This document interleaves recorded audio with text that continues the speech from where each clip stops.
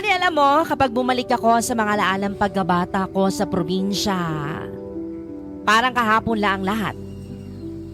Yung simpleng buhay, yung bang mga bagay dati, Madi, na hindi mo pinapansin pero ngayon, namimiss mo na.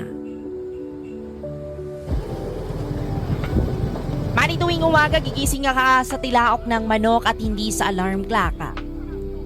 Tapos paglabas pa ng bahay mo ay mararamdaman mo agad ang labigan ng simoy ng hangin at amoy na amoy mo ang halimuyak ng mga bulaklak at damo na basa dahil sa hamoga. Yung tipong hindi mo na kailangan magmadali.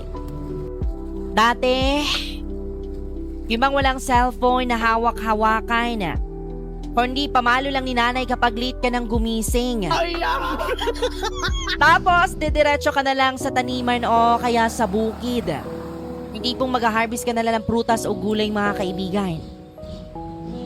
Laging may mga alagang kambing o mga hayop, at iba't ibang hayop pa yan.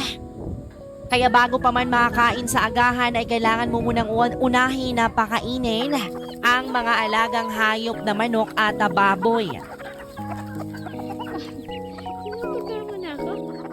Mga Madi, ang saya ng laro namin noon. Simple lang pero sobrang saya.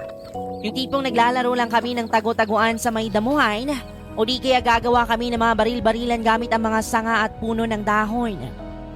Di na kailangan ng gadgets noon, mga kaibigan, kasi sapat na ang kalikasan para mag-enjoy ka. Pagdating mo ng hapon, mag-uuwian ng mga tao galing sa bukid at ang mga kapitbahay, Madi, na halos magkakasabay na kaming maghapunan at sabay nang magkwentuhan hanggang sa aabutin ng dilim. Yung tipong kahit simpleng buhay lang sa probinsya, dama mo ang saya at katahimikan. Ngayon, habang abala tayo sa mga bilis na buhay sa syudad, minsan, gusto ko na lang bumalik sa panahong niyon.